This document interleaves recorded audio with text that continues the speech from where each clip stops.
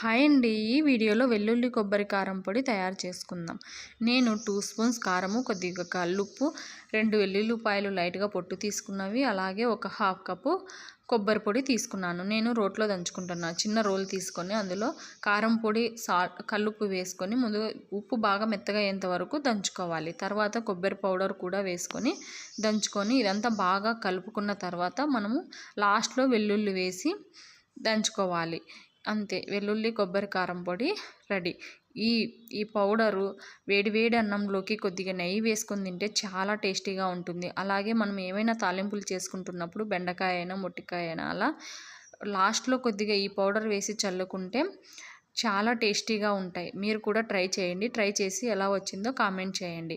ఇప్పుడు నేను కొద్దిగా రైస్ తీసుకొని అందులో కొద్దిగా నెయ్యి, ఈ పౌడర్ వేసుకొని తిన్నాను. చాలా బాగుంది. అలాగే ఈ వీడియో నచ్చితే please like, share and subscribe to my channel.